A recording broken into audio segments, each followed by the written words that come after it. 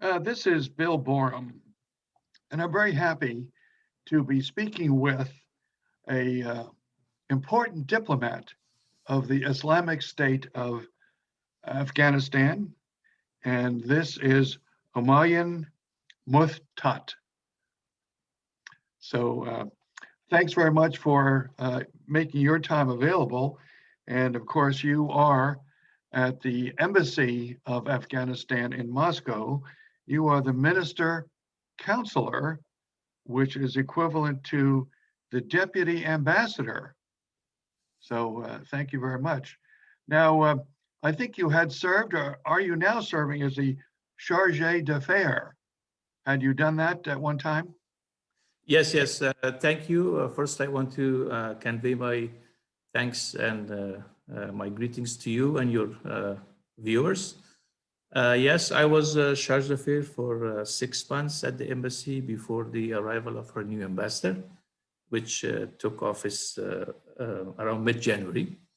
So right now I'm serving as deputy ambassador, and it's nice to be talking to you and to your viewers, to the viewers in the US in general after a long time.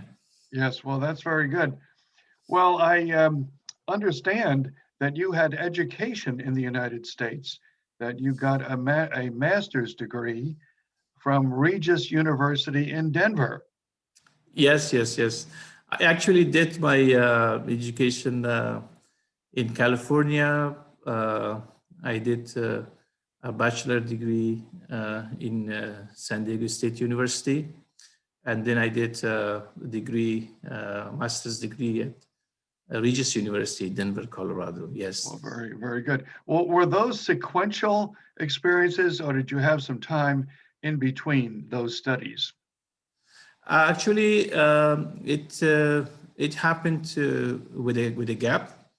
I had my first bachelor degree at Delhi University in 1988. I graduated from high school, and then I got a scholarship. I went to India, so I got my first bachelor in India, and then I joined the Foreign Service.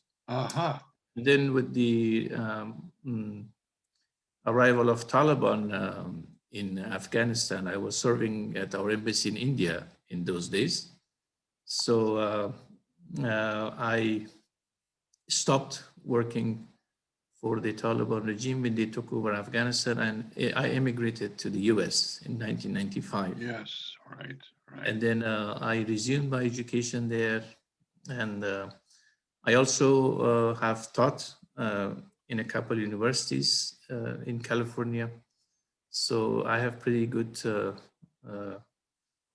touch and connection with the US society. Well, very good. That's great. Did you ever spend any time other than a visit in Northern California, where I am speaking from? Yes, actually, I have been to San Jose, to Monterey Bay, to San Francisco. Wonderful. There's a large Afghan community in San Jose, in Hayward. Oh yes, right. And I've seen all the coastlines from Irvine to. I've gone to college actually in Costa Mesa in Irvine for 1 year. Yes, wow, wow. Community college. Well, you to the community college. Well, you know us well. That's very good indeed. And which part of Northern California you're living? I am about 45 miles north of San Francisco, in the county of Sonoma, and my business is in tourism in both Sonoma County and Napa County. Perfect, perfect. Yes. So on a and I have been to Santa Cruz. Santa Cruz, yes. My favorite. Beautiful city. Yes, yes. Well, certainly Northern California, we think up here, is a greener and more scenic part of Southern California, but we won't pursue the rivalry too much. Yes, yes. But I'm delighted to have this acquaintance with you, because I've had two previous touch points with Afghanistan. And a very long time ago, in the early 1950s, when I was a boy, I collected stamps, and I remember collecting very distinctively stamps. My father was in the the police commissioner's office in New York City, and he handled the Wow. police commissioner's mail. And anyway, so there was quite a prominent uh, headshot or bust of the last king of Afghanistan, Mohammed Zahir Shah. Yes, yes, And yes. I remember his look, very clearly. So I've Yes, got to yes. try to find those stamps somewhere because they've been missing for almost 70 years. Well, the other thing was a few years ago, only 5 years ago, actually, I had a very nice lunch with the ambassador to the United States from Afghanistan, was, if I can pronounce his name correctly, Hamdullah Mohib. Yes, yes, Mr. Mohib. Yes, yes. He was very, very friendly. We were sitting at the both luncheon table together, and he was a very genial man. And I think he seemed to do a good job here, a good spokesman for the government. Yes, yes. And I think he's now a national security advisor. Is that right? Yes, yes, yes, that's true. And Mr. Mohib is a very good friend of mine. Oh, And he's coming to Moscow in probably late April, because there's usually in this time of the year a conference of the national security advisors. uh-huh. And one thing I want to add, that our current ambassador, Dr. Jawad, was our ambassador to the US before Mr. Mohib. Oh, is that right? Yes, Yeah, I was yes. wondering if he was, there was an ambassador. Yes, okay. That was the name that I recalled. Yes, Dr. Jawad, Said Tayyib Jawad. He was our ambassador in the US for 5 years, and now he's our ambassador here in Moscow. Uh-huh. Oh, what do you know? Yes, Interesting. yes, yes. That's very nice. Well, of course, what I wanted to discuss primarily was the recent conference in Moscow, peace conference, and that was quite an event. To I think, and I'll ask you, after the meetings in Doha, which perhaps were not proceeding too far, because I understand that they hadn't really identified an agenda for their meetings. I don't know how often they met, but they started meeting last September. And I think it may have been felt that they needed something to move things along between the government and the Taliban. So how did the meeting, the conference come to pass that was just a short time ago? What gave rise to Thank that? you. Thank you for observing developments in Afghanistan, and especially the peace process. As you know, our government is very fully committed to the peace in Afghanistan, and everybody wants to end the 4 decades of violence and bloodshed in Afghanistan. There is no doubt about that one. And on our part, we have done everything that we were asked for to do to speed up the peace process and to facilitate and to pave the ground for a honorable and for a lasting peace in Afghanistan. As you know, our government released more than 6,000 Taliban prisoners as a goodwill gesture. We always have welcomed international forums, international conferences about peace in Afghanistan, whether it's in Moscow, whether it's in Doha, or whether it's in anywhere else in the world. And as we were invited by the government of Russia, Afghanistan also sent a very strong and high-ranking team for the peace talks in Moscow. But unfortunately, we do not see a change in Taliban behavior and rhetorics, because Taliban rhetorics and behavior is unchanged. And as you mentioned, the talks in Doha did not make any progress because the Taliban refused to enter into substantial talks on the substantial issues, because they were wasting time on minor formalities and minor discussions about the format of the negotiations. Ah, As you know, the Russian government has always also insisted in their foreign ministry press releases that they want substantial talks. And I think that's the desire of the world community also, and the US also. US also wants Taliban to go into substantial talks with the Afghan government to resolve the issues. Our government, we have a specific plan, we have specific proposals, and we have specific ideas on the table. For example, recently our president has very clearly mentioned that he's ready to declare early elections. Now that's a very specific proposal. But unfortunately, we have not seen the same from the Taliban side. We have proposed a ceasefire to pave the way to create a conducive environment for peace talks and to create a hope and a type of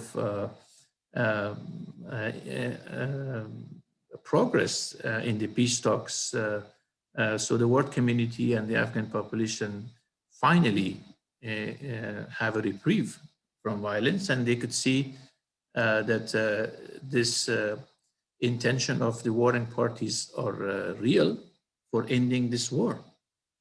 But unfortunately, the Taliban do not have anything to offer on the table. All they want is for the foreign troops to leave Afghanistan and for them to come and replace the current government. And basically, that's what the intention of the Taliban are. The Taliban do not realize that Afghanistan is not the Afghanistan of 20 years ago.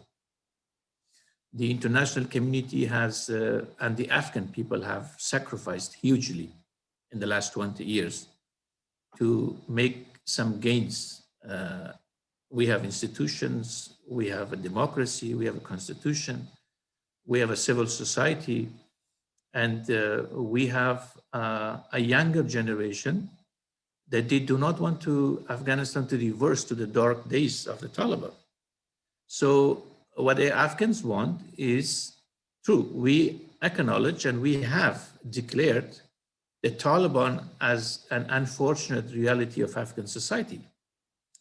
So we want to get along with this better reality. We want to bring them, accommodate them into the political system.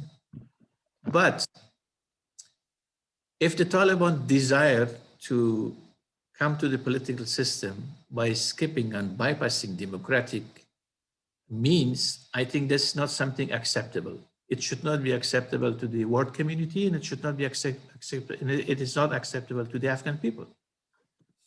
Because the international community invested in human and in material, lots of money and human life to make Afghanistan a young democracy where elections are the basis of the selection of the governments.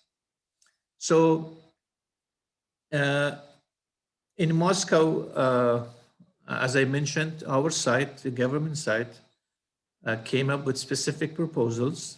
Our proposals were an immediate ceasefire, talk on substantial issues, preservation of the 20 years of gains. That's very important. We cannot get away with the gains that the Afghan nation, with the partnership with the US and international community has achieved in the last 20 years. And we also propose that elections is the basis of any type of transfer of power. And we do not see any other alternatives because we have a constitution that is a model constitution in the region, if you study it. It's a model of Islamic constitution mixed with democratic values.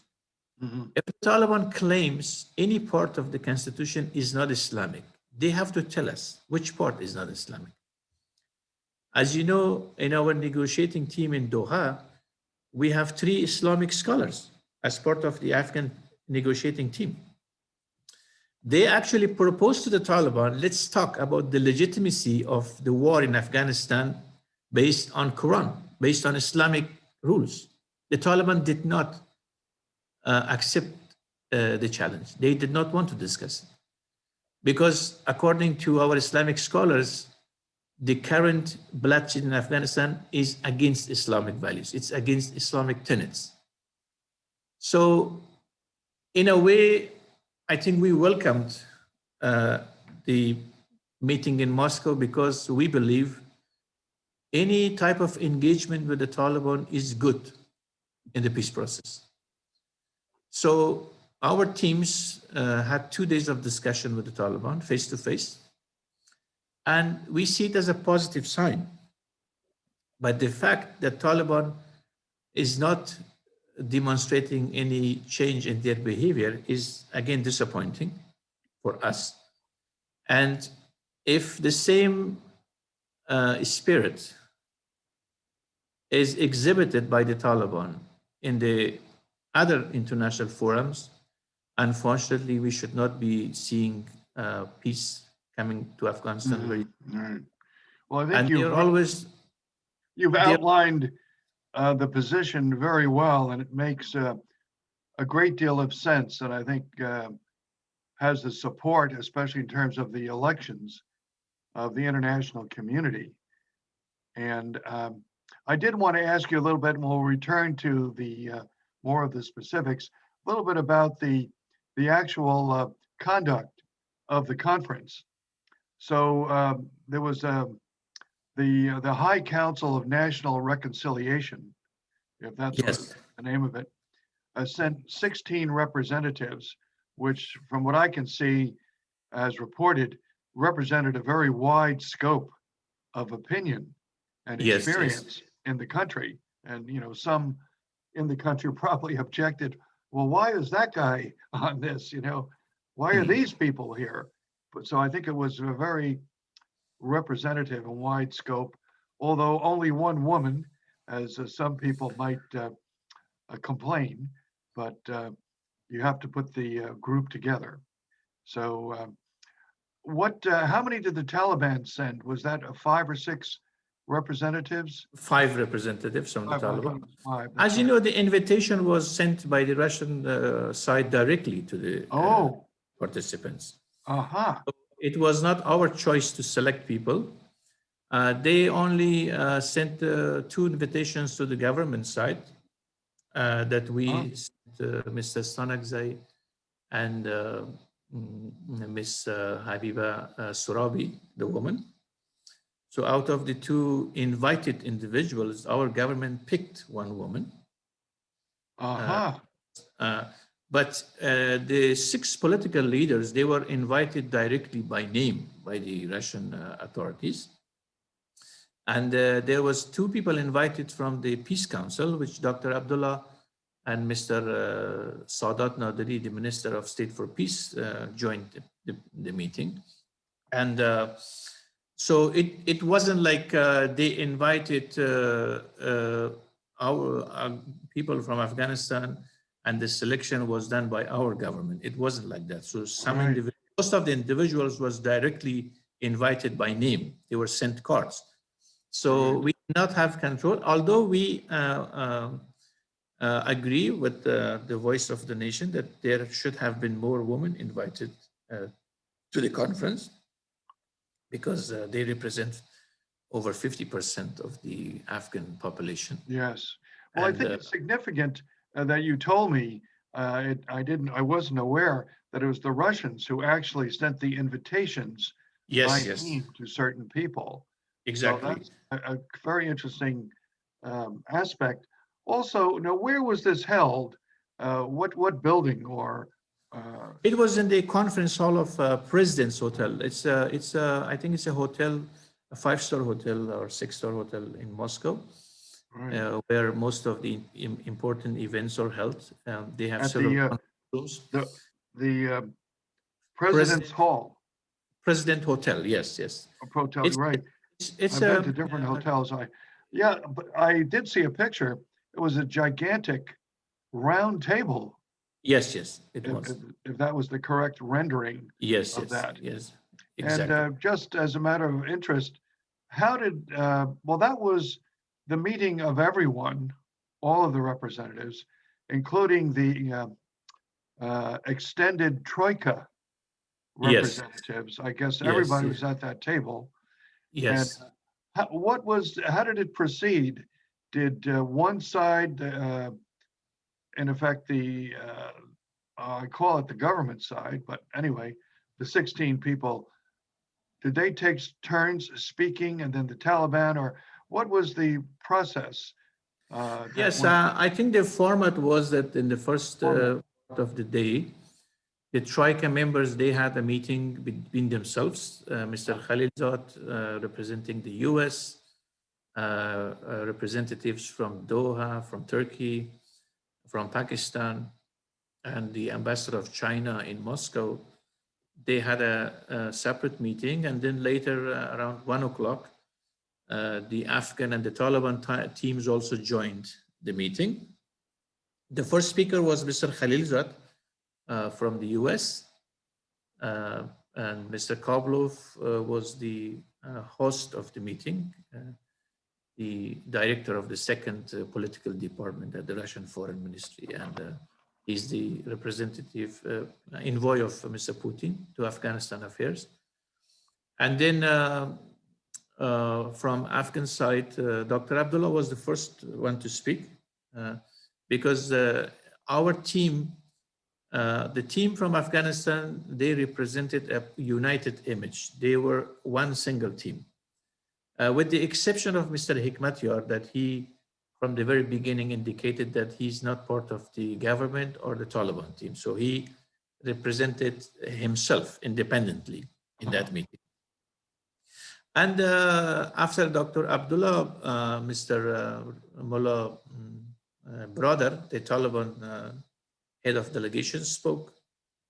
And then Mr. Karzai, the former president, Afghan president, spoke. Mr. Khalili, Ms. Surabi, the woman representative, and Maulavi Hanan, another Taliban member, had a talk. And the last speaker was Stanakzai, the Taliban deputy head of political section in Doha.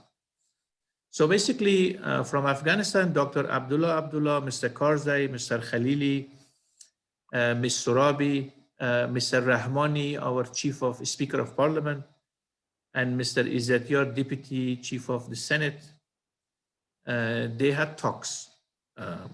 And then in the second day, actually, the talks were between the Taliban and Afghan delegation. There was no foreigners present in that meeting. So it was a completely Afghan to Afghan talk. And that talk, I think, was more open and more, I could call it more friendlier or more mild in tone than the first day. So that was a 40 minutes discussion in the second day. And our side presented their views and the Taliban presented their views. So, and then it ended. And the Taliban had their own press conference. Dr. Abdullah had his own interviews. So overall, I think the biggest success of the Moscow meeting was the Troika statement. Yes, I was going to ask you about that.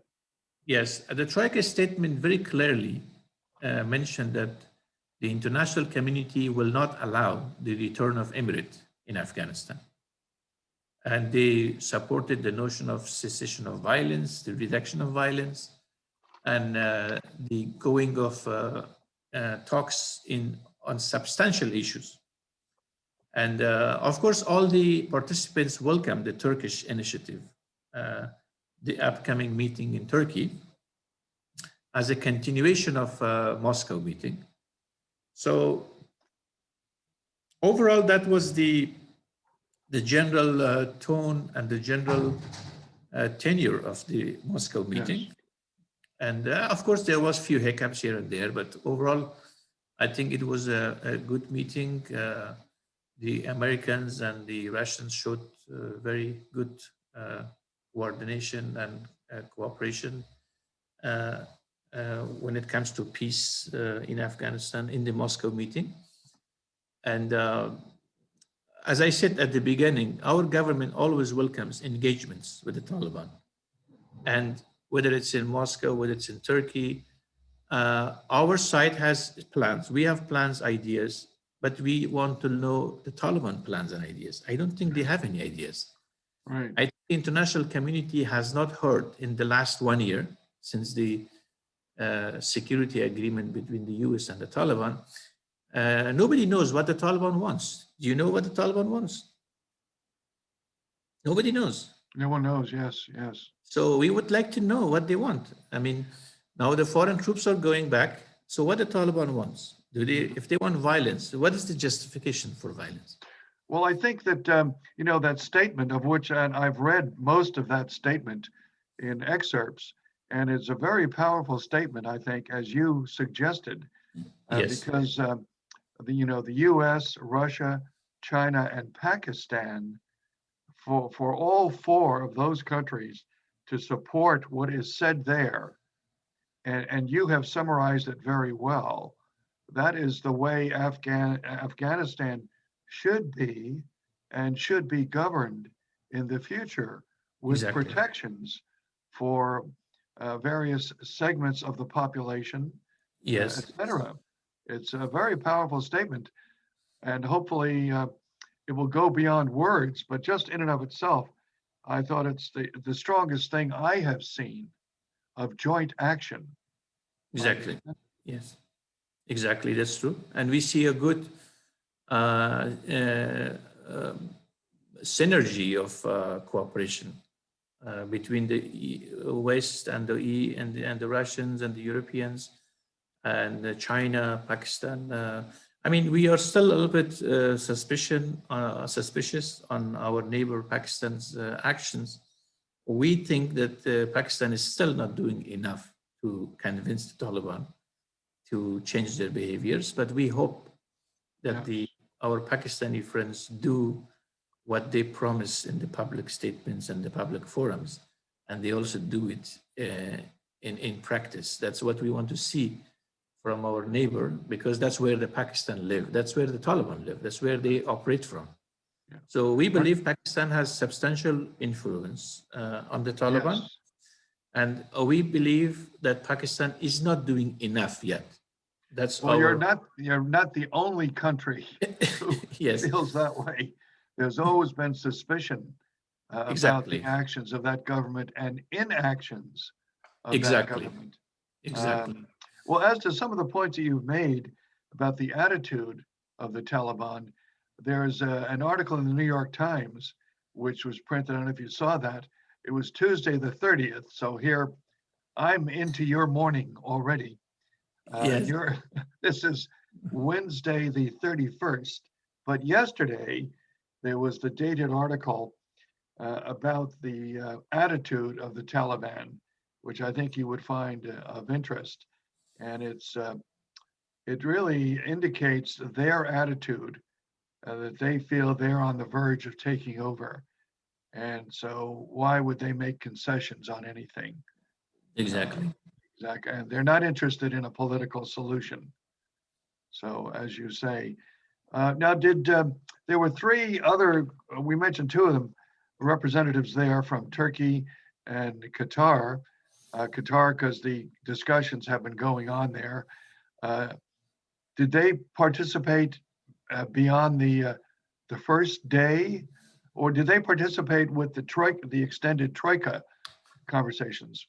Yeah, they only participated with the extended Troika conversations, not in the second day.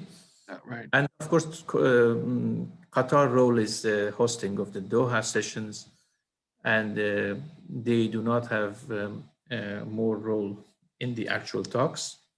Right. And, it was a courtesy to them. Courtesy, exactly. And Turkish government was represented by the director of the Southeast Asia, their foreign ministry. And they also spoke. And as you mentioned, there is a very good synergy and consensus, regional, both and international, when it comes to peace in Afghanistan. Right. And I think you referred to a very interesting point, the Taliban. Yes, I read that article in New York Times. Uh-huh. We should also study from where this attitude comes from. We believe, and the public in Afghanistan believe, that Taliban were given too much concessions and too early. And that is what has encouraged this type of attitudes. Because we give too much to the Taliban without seeing tangible actions by them. So if you look at the attitude of the Taliban in the past year, and I hope the US agencies also declared that they will publish a report on their assessment of the Taliban actions in the last year. I think that assessment will probably be very close to our assessment, that they have not done enough to, first, one, cease their links with the terrorist organizations. Mm-hmm. And if you notice, Taliban have on numerous occasions mentioned that they cannot stop their connections with Al-Qaeda because they do not see the need for that. So they very vocally state that they share Islamic values and they do not see a need to de-link themselves with Al-Qaeda. So secondly, the Taliban has not done enough to bring violence down. And they have not, if you look at the trajectory of violence in the past year, it's actually gone up. And their attacks on civilians, on infrastructure in Afghanistan has stepped up. Third, the Taliban has not shown publicly or privately any interest in entering into substantial talks. And they have all been engaged in delaying tactics all along the negotiations. So they have always raised issues that are not vital to the Afghans, because Afghans want discussions on vital and on important and central issues to end the war. They are not very interested in formalities, how we should talk and how we should sit, who should sit on what chair. These things are not really important. These are not material to the Afghans. Afghans want peace. Afghans want bloodshed to stop, and they want to see some practical actions taken to bring the peace and a lasting peace and a honorable peace, not a humiliating peace. Right. We should have a difference we do not want to go back to zero and start all over again, because I don't think that's what the international community can afford, and it will set a very bad precedent. So now, to conclude, now it's up to the international community to keep the pressure on the Taliban and their supporters. If we God not willing, unintentionally release this pressure and stay indifferent, I'm talking the international community, I think all these gains of 20 years will be wasted and Afghanistan will revert back to violence. Yes. And that's something that the international community should not allow, and they cannot afford to allow, because Afghanistan will be again transformed into a bedrock of terrorism, radicalism, and it will be a threat for the Americans and European interests in the future. It will be a threat to the humanity in general. Oh, of course, yes. So well, the U.S., of course, is in a strange position here, because from, I think, maybe a high point of troops 10 years ago of 98,000 in the country, I don't know whether it was higher than that before, but as of last summer, August or so, I think there were only about 8,000 there. Now we're down to 2,500. And, yes. The agreement was, the condition of the ceasefire was that all U.S. troops would come out if there was, certain conditions met. Yes, true ceasefire, which they are not. Violence, and that hasn't happened. And you wonder if the U.S. I mean, the U.S. now is saying that they're not too specific, I don't think, but they're saying it's not possible. They're suggesting logistically that it's not possible to get 2,500 troops out by May 1st. But maybe that's a negotiating tactic, you know, to do that. So I don't know what your impression of that is, but then of course the Taliban will say, well, you didn't remove the troops, so we're going to restart the violence. I think what we have received, I mean, when talks with Mr. Khalilzad and the other American officials, as I said at the beginning, we have always emphasized the fact that Americans, I mean, the international community and specifically the Americans have sacrificed hugely in Afghanistan in the past 2 decades to bring Afghanistan to the point that we are right now. I mean, Afghanistan is a vibrant democracy which has relationship with the whole world. We have no enemies in the world. Our diplomacy, our economic ties with the Central Asia, with the world is expanding on a very rapid basis.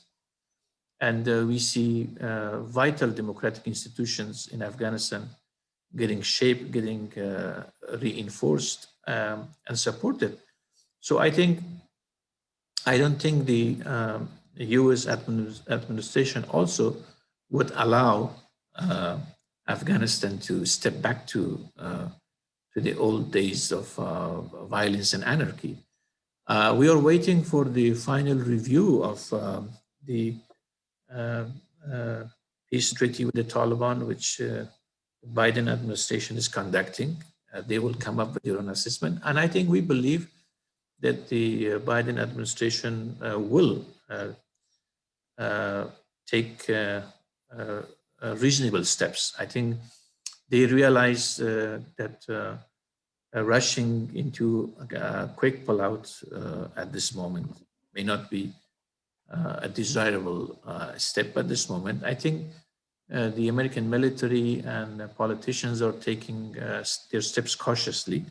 And as I said, there is a good synergy between the Americans, the Russians, and the international community in bringing a sustainable peace to Afghanistan. As I said, I think the international community has understanding on several issues. First, that Taliban is a political reality in Afghanistan. Everybody has acknowledged this. Second, Taliban can become a part of the political system in Afghanistan, right? Our government has accepted that, and we have offered ways to do it, very specific ways to do it. And third, everybody agrees that the 20 years of gains must be preserved in Afghanistan. Mm-hmm. So that's something that no country on the planet has a different opinion on that one. And the fourth very important point is that nobody will allow the Emirates to return to Afghanistan. Yes, right. Well, that was very clear in the joint exactly. statement. When we see the Emirate, it's not the title, it's the way of governance of the Taliban that they conducted in the 90s in Afghanistan. They will not allow that. So this means the only thing that is left is how to integrate the Taliban into the political system and how to convince them to stop violence and now enter into the talks on the future of political system in Afghanistan. And if they have any ideas, for example, if they say the constitution needs to be changed, right? Any constitution in the world is changeable. Right. Articles are always changeable. And that's why we would like to know what they want. For example, if they say something is not Islamic, right? We want to listen from them. What is in Afghanistan that is not Islamic, right? Now, this thing should be discussed on the table. Now, with the Americans' commitment to leave Afghanistan, why would there be justification for killing of Afghans or for killing of Afghan troops or Afghan civilians? So now these are the issues that the international community needs to put sufficient pressure on the Taliban and their supporters. First, they should declare a ceasefire immediately, or at the minimum, we propose the humanitarian ceasefire, Yes. meaning that they should not target civilians, health workers. As you know, 2 days ago, 3 vaccinators were assassinated in Jalalabad. 3 people who were doing vaccine for people. I mean, where in the world you could justify such an action? Right. Now, if these steps are taken, now, as I said, our government, Afghanistan Republic, has very clear proposals on the table. So now they should come with the counter proposals, right? All we hear from the Taliban is general rhetorics of victory, Yes. of Rhetoric. Yes. you know, rhetorics, and we do not see any specifics that makes us hopeful that, okay, now they want to really come to peace with us. Because from the very beginning, we said that the Taliban has nothing to offer for the Afghans. They do not have any economic plans. They do not have any political plans. All they do is attach the word Islamic before everything. We want Islamic constitution, we want Islamic government, we want Islamic parliament, but they cannot define it. What is Islamic parliament? I mean, as I said in the middle of my discussions, that Afghanistan constitution is a model constitution where the values of democracy with Islamic values is mixed in a very balanced and in a very practical way. And as you see, if you study the modern Islamic democracies, depending on the geography and the history that we have had, this constitution is a very good and working constitution for us. Of course, we're open to changes. We have mechanisms to change the constitution. Yes, right. But in order to do that, you must sit on the table and you must discuss them, right? And if you see anything wrong with our proposals, you must put your counter proposals, right? So if the Taliban thinks that they are strong and they could, for example, with the pullout of the NATO forces, they could take Afghanistan back with force, I think this is a very, very unpractical dream that they have. It will not happen. The Afghans will not allow this because Right. Our population, the youth, they do not want anything other than a republic. They do not want anything than democracy. And they will not allow Taliban to descend to power by bypassing all these democratic means that is enshrined in our constitution, because that will basically be an end to whatever we achieved in the last 20 years. So we hope that the international community will be by the Afghans, by the side of the Afghan people, and they should not allow the Taliban to take advantage of the situation and try to basically, in a way, go after their own plans. And they think if they could capture cities, I mean, even if you look at the moment right now, Taliban do not control any province in Afghanistan. They do not control any district in Afghanistan 100%. Right. Of course, they have presence on the outskirts of the cities, outskirts of the provincial capitals. But if they have so much popularity, why they're afraid of elections? If they think that's right. I think that's a very good point. If they say win elections, they should be asking for elections. I mean, they claim they control 70% of the land in Afghanistan, yes, right? Right.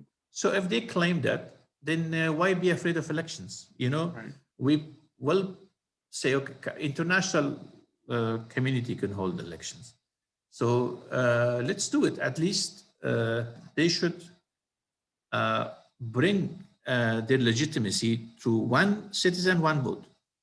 Because Afghanistan society is way ahead of the notion of electing a leader in a cave by 10 people. It's not going to happen in Afghanistan. Right, you know? That's right. At one time, they try to ironically tell us like, oh, your president got 1 million votes. So we told them, okay, at least he got 1 million vote, right? But how your leader got elected? In some cave by 10 people, where nobody knows who those 10 people were, right? So how do you justify that? Correct? So at least we hold an election. And because why 1 million people voted, it was because of you, because you did not allow people to come to the voting stations. You were threatening people that you would kill people if they vote. So if you had not prevented the Afghans from coming to voting day, then we would have had more than 10 million population participating. So in a way, they are, as I mentioned, they are just engaged in this very empty rhetorics. Yes, that's right. this, Well, that, you but mentioned about the international community. There was the United Nations, at least the Secretary General had a special envoy attending. Was he just there observing, so to speak, or did he in try Moscow, to? there was no UN envoy. There wasn't. Oh, I There was thought there. Oh, the envoy has recently been appointed. appointed. That's right. Oh, so he didn't attend. No, Right. it was after the Moscow meeting that the Ah, United Nations Security Council appointed an envoy based on a request by the US government. uh-huh. So that envoy has taken his job now. And we think he was appointed because of the Turkish meeting in Turkey. Yeah, because he's a Frenchman, as I recall. I forget what his name is, but he's French. Um, so I really appreciate, your time and the description you've gone into. It makes so much sense. And I certainly hope that a number of people are able to view this conversation. Let me ask you also, though, you referenced a proposal by Turkey. Was that more than simply having a meeting next month? What could you say about the Turkish proposal? I think the Turkish proposal is a continuation of the Moscow format. And Mr. Khalilzad, I think, is in Turkey. We have not agreed on a date yet. Because again, the Taliban has said that they would not participate. They would like to participate after the month of Ramadan. As you know, Ramadan will start on 14th of April. So they want to delay participation in that meeting.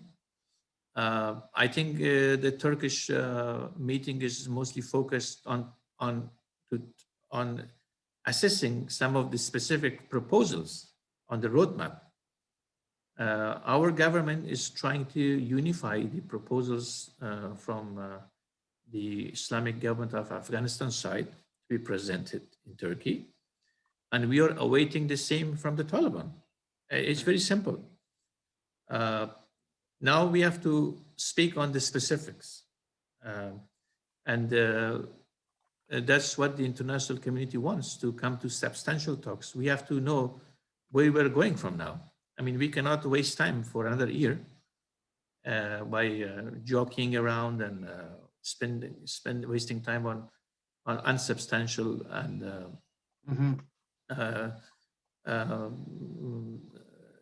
basic issues. We have to come up to the main points of the meetings, the main objectives, how we can achieve peace. So that's why the UN envoy is appointed. I think they are working with the regional countries, with the international communities. As I said, our government is ready to participate in any international events because we have a plan, we have proposals, we have concrete ideas. Now we are waiting for the other side, what they are offering. Yes. I mean, our president even mentioned if Mullah Haibatullah, the Taliban leader, participates in Turkey, I will personally come and participate. Well, he's not big. shying away from discussing issues with him face to face. So the ball is in their court, to be honest with you. Very much so. Exactly. And I think certainly you can take heart and a great deal of encouragement by this joint statement. I mean, that's something to build upon and to hold those countries and representatives. Well, this was your statement. It's really supportive of Exactly. your point of view. And we, as I said, our nation always values the American support, the American people's support to Afghanistan from 2001, especially onwards. I think the Americans have sacrificed their lives, their money, their material to help Afghans achieve a democratic government that could realize the long-awaiting aspirations of the Afghans for decades. Look at the progress the woman has in Afghanistan. Look, our parliament has the highest number of women in the world. There is no other parliament in the world who has more women representatives than Afghanistan. Most people don't realize that. No. Because we have 24% guaranteed representation in the lower house of our parliament. And look at the education for girls. Look at the advancement that we have in when it comes to women participations in the government, in economic sectors of the society. And look at the progress we have in the freedom of speech. I mean, you could see people could vehemently criticize the president all day and night, but nobody will come after them. It's a completely open society when it comes to freedom of speech. Sometimes we wonder that our liberties are probably more than some democracies in other world. Yes, right. I mean, we do not have a single political prisoner in Afghanistan. I mean, imagine that we have TVs, newspapers, every day they publish articles, they criticize the government, they criticize ministers, politicians. Look at the parliament we have. If you look at the recent discussions on the budget, the parliament took a very strong stand and it virtually brought our government to heels. And that shows a democracy in action. You know, Yes, that's right. The balance and check in the political system. And now, this did not happen overnight. It took years. It took 20 years that we are here now. Government sends a budget, parliament rejects it. And then government changes it, parliament rejects it. Then they sit together, then they agree, and then they make a national budget where now the salaries of the teachers are 3,000 more than before. You see, this is how democracies works. And that's how there is check and balance.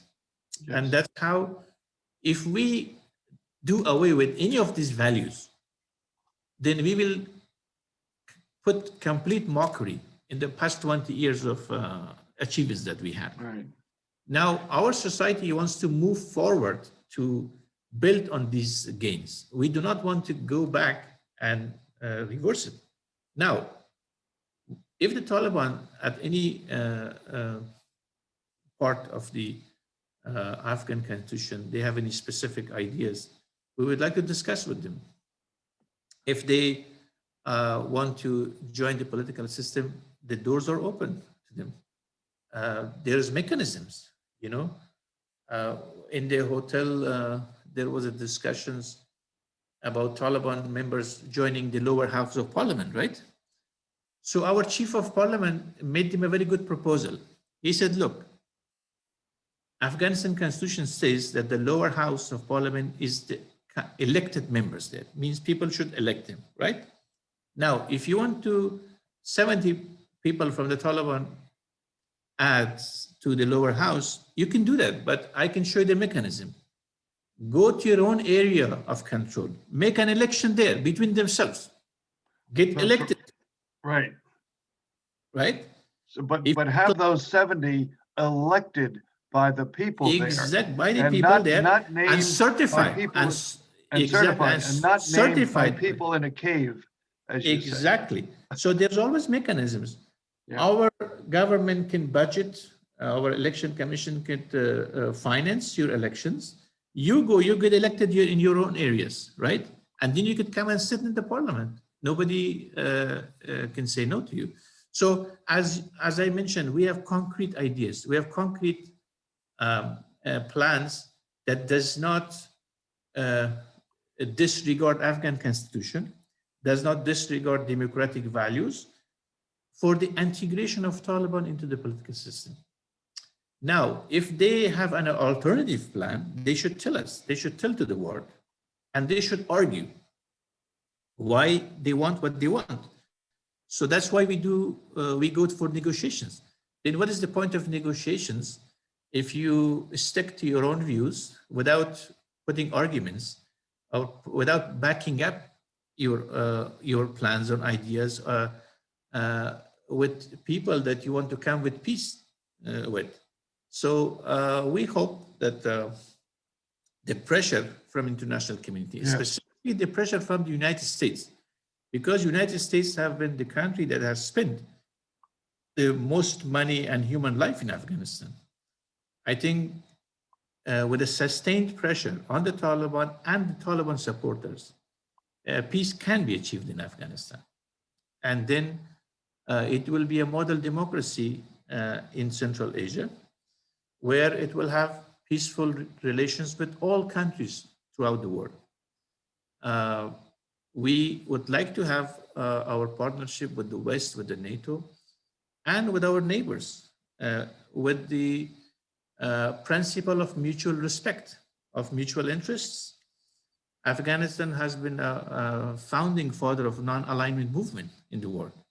And we would maintain that non-aligned foreign policy throughout our history. That's our intention. And if you look, for example, at the relationship of Iran and United States, but you see Afghanistan has a very good relationship with both countries. Right. Well, we are partnered with the US. We also have a friendly relationship with Iran, our neighbor. And our partnership with the US and our friendly relationship with Iran does not affect our foreign policy decisions. And that's what the West and the whole world appreciate from Afghanistan. So Afghanistan can be a point, a convergence of interest of different regions where it could transform into the transit, into business partnerships. So that's why I think it's very important at this stage that the international community, specifically the United States as the biggest partner of the Afghan people, keep that pressure on the Taliban that they will not be allowed to basically take Afghanistan back to the in any manner. While we agree and we acknowledge their reality, we also would like to integrate them into our political system. But now we should talk about those mechanisms, how we could achieve this. Right. And we would like to hear from the Taliban. And the international community also wants to hear from them, what they want. Because I don't think anybody knows what the Taliban wants. At least they know what our government wants. We want ceasefire. We want entering talk into substantial. We want preservation of gains.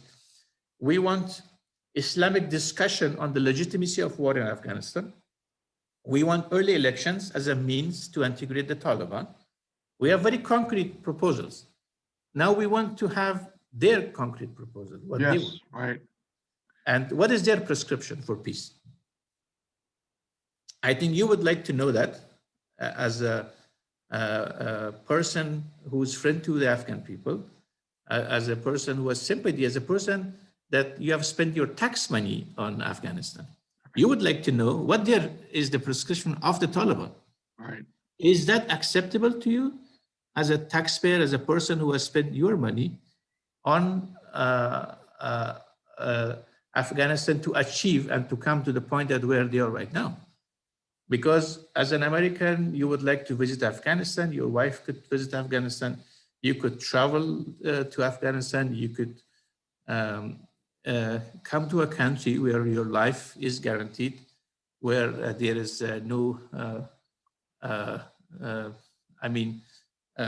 freedom of speech is there, freedom of movement is there, where people could travel, where people could work, where is the woman's right is respected, right? So, well, there are so many, there are values that you are articulating and which the government supports, which are shared universally in the West, and in Exactly. particular in the United States, of which women's rights is one of the most important. And if anything was vividly clear about the repression of the Taliban, it was the violation of women's rights when they were Exactly. in power. A very, very sensitive point, an outrage, really. And that's a very strong point in support that will come your way. And I do think that as you say, the pressure can now be turned up with the results of the Moscow conference and the statement of the extended Troika. Exactly. That's very, very, I mean, that's an important baseline that those various countries came out with that statement. So, well, let's hope that that the meeting in Turkey can come off soon. But it looks like we've got a religious issue there at the middle of the month. Well, I think Ramadan does not prohibit you from well, working. that's true, right? I think it's a holy month of private devotion to your God, your Allah, and it in any way I think peace is something that is very secretly enshrined in Quran, in our holy book. If you want to come to peace with someone, there is no better days than the month of Ramadan. Right. Because God says that the month of Ramadan, you turn into good deeds. You try to do good things for humanity. Yes. You try to cleanse your soul and your body from sins, right? And it cannot be a more appropriate timing. That is correct. So, as I said, unfortunately, they are playing these delaying tactics, playing these, I mean, imagine Taliban are living in a 7-star hotel in Doha, right? Where there's air conditioning, 24 hours sauna and beaches and pools. So how could, I mean, but you picture those Afghans that are living in such a harsh conditions. Yes, right. And they cry for peace. The babies, the children, hungry people, you know. I think if they really have a heart and they really call themselves real Muslims, they should listen to those voices, that they needs to come to the table, make a peace with their own people, put the guns down, come and work for their country, come to the political system. You know, you could be elected president. There's no hindrance to that. But you have to follow the rules. You have to follow what the Quran says, because in Quran, killing of another Muslim is completely prohibited. It's very, very clearly mentioned. You cannot kill another human being. And there is no justification for killing your own people. That's why our negotiating proposed them. Let's talk about the Islamic laws of legitimacy of this war. Now the American says they are pulling out, right? So there is no need and there is no pretense for continuation of war. And if there is, show us the books, show us the script. Right. You could still get people.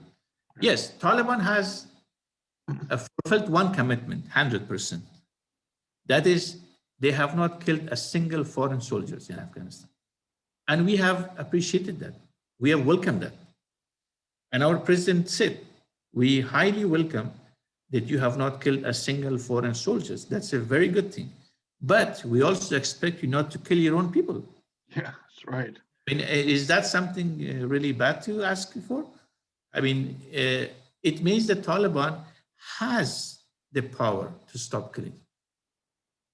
They have that power. They do have the power. Right? Exactly. So now they have to fulfill that commitment, and they have to create this hope to the people that finally peace is coming. And because since like you mentioned about the 2,500 troops, it's almost 1 year that our armed forces are defending Afghanistan on their own. They are not receiving any type of support based on that treaty with the Taliban. Right. So anybody who is being killed right now is Afghans, whether it's from our side or from the Taliban side. And we do not see this need. I mean, honestly, nobody wants to see this. There's no need for this. You shouldn't kill your own countrymen. Exactly. I mean, infrastructure and that armed forces is for protection of the Afghanistan sovereignty and territorial integrity.